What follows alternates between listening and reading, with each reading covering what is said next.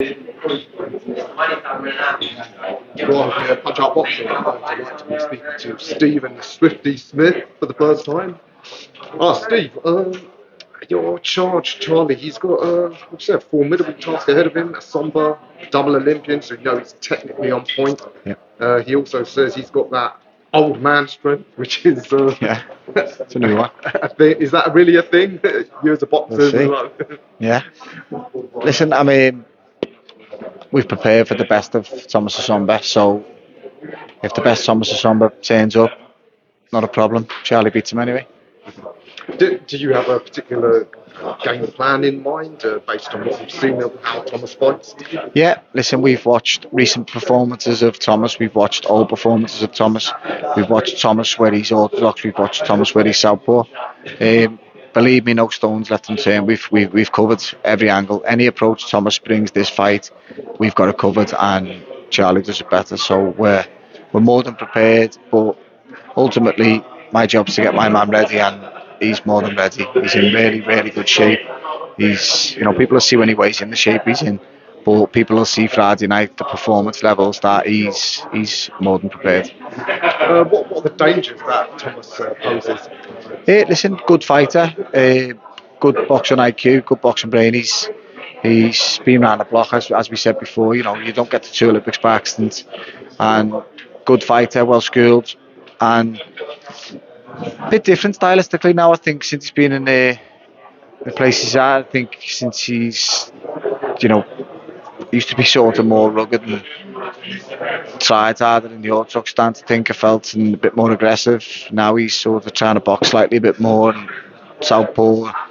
I think he brings a different, variety of styles, but ultimately, again, I just think, I've got a man who can do it all. I think he's up against a better, a higher level fighter, a former world champion who's, as he said himself, he's hitting the peak he is now, and his performance levels in the gym have been unbelievable. It's exciting to be going into a fight with this much confidence and this much happiness in your fighter that he's done everything. He's well prepared, and honestly, I'm excited about the performance. I think people will sit up and take notice here because, again, Thomas is a good fighter, but when Charlie deals with him the way he's going to, then people will see, hang on a minute, well, there's more levels to Charlie, and what can he do?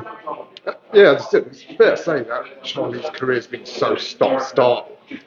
How much of him have we seen? How much more levels is there for us to see of him? The stuff outside the ring hasn't been ideal for Charlie. The stop starting his career down to things, personal issues outside the boxing hasn't been ideal at all, and it's never nice for a fighter to be wanting to fight, wanting to perform and not able to. So that's all in his past now. Look, he's got a good team around him now. He's got a good team behind him, pushing him on to become fighting the regular dates. And Charlie had momentum's a different animal, and he's just building the momentum now to keep getting better, keep improving, and there's a lot more levels to go. Believe me, I've seen the performance levels in the gym now, and he's hitting new heights daily. He's performing. He's just getting things. It's just coming so natural to him, and it's getting him doing what he's good at also. And I think a happy fight's a dangerous fighter, and he's gonna open a few eyes on Friday, definitely. I mean, get through Thomas, yes, win that European belt, you're well and truly in the orbit of the world scene. Yeah. Charlie wants to be a two-weight world champ, he's had a taste of that before. I mean, how do you think you could handle some or any of those fighters? Probably need a trip to Japan. Yeah. Listen, I think he'll show Friday night that, he'll become a European champion, but in doing so, he'll show that he's more than ready for these world champions. All four belted in Japan at the minute, so it looks like that's the route we're taking. But we've got no problem with it. I've watched all four fighters, and all good in their own right, but some are stronger than others. I think Nakatani's the standout in the division at the minute, but I think everything's there for the taking. I think best Charlie Edwards can go and become world champion. No bother. I'd take it the next fight. Do you know what I mean? And it's just how quickly Wasserman can get him in position to to go and do the job and go and become world champion again. But we're preparing and we're ready for all comers. So whenever the opportunity comes, we'll be ready to take it. On Friday night, do you think Charlie can make quite a statement and actually stop Thomas? Yeah, definitely. The mentality is to go out there and do a job and to stop Thomas. The game plan, I think, will work a treat, and all being well, Charlie turn up and performing how he has in the gym, he stops Thomas SWIFTY. Wow, I'd love to hear a statement like that. I'm just going to ask about another fighter I believe you're working with, my boy HAMZA UDDIN. Yeah. Interesting link up. I didn't see that coming. Always got the impression you're, at least when you were fighting, very textbook, conventional. Yeah. HAMZA is one of them reflex based, unorthodox. How do you deal with a kid like that without sort of taking away his attributes? Yeah, exactly that. Listen, I'm never going to work with a fighter that I'm going to try and take away what they're good at. He's not a fighter I'm going to try and rip apart and remold and try and do him, sort of make him into something I want him to be. It's not the case. I've got a special talent in HAMZA UDDIN, and I'm going to basically work on his strengths, and I'm going to improve any flaws, any weaknesses I can see. We've started off with that mentality, and I've brushed up on a couple of things which he's really happy with, and I'm helping bring out the strengths. But again, it's going to be one of them where people are going to see performance levels that it works, and I'm so excited about this journey. I just think it's going to be an exciting one, and he's going to move quick. I spoke to HAMZA, and I always use the example of guys like Naz Hamed and Jones Jr., who were similarly reflex-based fighters, but they had tremendous punching power to deter opponents. I pointed out that once the reflexes go, it catches up with them. You got that sort of thing in mind? No, listen, he's not. That's not him. He can do a lot. He's got so many different styles that he can do, and he can perform at. But similar to the fighters you mentioned, he carries amazing power. He can do flyweight. Let's not forget, and he punches really hard. It's going to be an exciting journey, but he's going to move quick, and I think people will see it's not just always reflex based. He can technically do it. He can box. He can set shots up. He can look for the power shots, but he can dress them up. He can do things. He's going to have more. There's going to be more strings to his bow than people imagine, and it's going to be an exciting journey. Yeah, interesting aside to that, there's a kid in Thomas's stable that's still sitting, Mikhail Ahmed, who was actually HAMZA's, they were each other's last amateur fight. Okay. So you two might be in the opposite corner again in the near future. Yeah. Listen, if that happens, then bring it on. I'm happy and excited with any opportunities my fighters get, and I'm going to make sure that they're all more than prepared for it.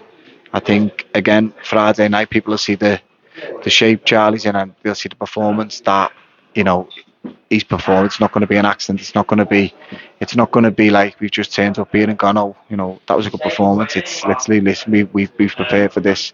Everything he does Friday is being practice. So people will see when he performs the way he does, there's a reason behind it, and the lad gives everything to the sport, and he deserves everything he gets. Absolutely. And Thomas, people that have given so much sport, you and your brothers, can't let you go without asking about them. Liam, unfortunately, pull out that big opportunity against Josh at the weekend. And Callum, I know he's the quiet one, doesn't do much talking. Can you tell us, are they going to carry on? Are they just looking for the right opportunity? Yeah, listen, Liam's gutted to have, got sick when he got back. He was out training in Dubai, come home and was sick. There's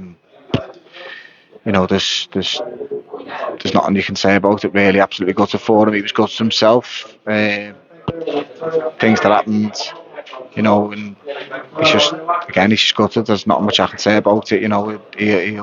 He'll speak about it himself, but he's, it's just bad time. Your immune system's at its lowest, just before the fight when you're near your weight. He was in great shape, Liam, and I think the sad thing about it is also because people never got to see him, shape he's in and the performances, he was wanting to go and put in. He was ready, and it's sad for us, the family, that he didn't get to go and perform at Wembley Stadium on a massive bill in British boxing. So it's an opportunity gone, but no doubt about it, he'll be back, and he's gonna still go and show what he said before, and that he's still got performances in him, he's still got big nights in him, and he can. If that fight comes about again, I'm still as confident as I was before, and I didn't see anything in Josh Kerry with a thought, he's good. I just thought he was very safety first against the fellow with 6 days notice. Didn't do anything really where a judge had it level, wanted to buy one and wanted to buy two. 6 days notice is not certain. He never really made a statement, you know what I mean? So if that fight's still there, then I'll be more than happy. I can't see it. I think there'll be other fights now. So Liam's just get himself to his best, and then go in and prove his point that he's still got a lot left. Regarding Callum's been back in. He's been back in the gym, but he's been punching. He's back now, so it's obviously a massive fight coming up on October the 12th for all the belts. We're interested in watching that as a family, to see what happens and how the landscape lies for Callum to make his comeback. And we'll I think he's got a choice to make after that about regarding what routes next. But I think he's definitely back, and he's gonna plan his route based on what happens in that fight, and see what's next for him, and see what's there for him. Ultimately, get him back out, get him back fighting again, and with activity, he can be a dangerous fighter. He's definitely, there's two really standouts in the light heavyweight division, but after that, Callum's right in amongst it. Just finally, and a great time for boxing in Liverpool. Yeah. Do you know what? It's always been a fight city. It's a thriving fight city, and I think at the minute, there's a show next week for Nick Ball's going to get to come home and defend his world title, which is, great for him, great for the city. He deserves this. I thought he got a bad decision first time round, and was really unlucky not to be world champion. To then go out and to go and do it at the second time of asking was really impressive from him, in a good fight with a good fighter. I thought it was a close fight, but he's now world champion, and he gets to come home and showcase his talents and defend his title in his home city. So he deserves everything he's getting, and I wish him all the best. Between you, Joe McNally, and Everton Red Triangle, it's quite a hotbed between fighters come from all over to Liverpool now, trains. Yeah, listen, it's a fighting city, so why not? Do you know what I mean? I think I've had a lot of fighters, phoning and inquiring about me training them, and I just don't want to spread myself too thin. I don't want to have too many fighters. Ultimately that's me start off. I want to make sure I can put my time into my fighters. If they're coming to me for me to coach them, then I'll coach them. I don't want to be one of them who has, other people doing things. I want to be able to coach my fighters and put my time in with them. So, it's a tough job, and it's a busy job. I didn't realise how busy I'd be as a coach. I think when I boxed, I went to the gym, I gave it everything in my session, and I went home and rested, and then I went and done my running later on, then I went home and rested. Now at the minute I'm coaching someone, they're going home, I'm coaching the next person, they're going home, I'm coaching the next person. So it's non-stop. I think my wife sees less of me now that I'm a coach than what she did when I was a boxer, but it'll be worth it. I want to show me worth as a coach. I want to show that I can be the best coach, and that's ultimately aim. I want fighters to say, what a trainer. And if my fighters are leaving the gym knowing that I'm helping them and I'm improving them, then I'm doing my job. We're thankful that you stayed in the industry and passed your huge amount of knowledge on to the next gen. Keep the trend up. Stephen, absolute pleasure meeting you for the first time, and Thanks a lot. good luck for Friday night. Thank you, mate. Thank you.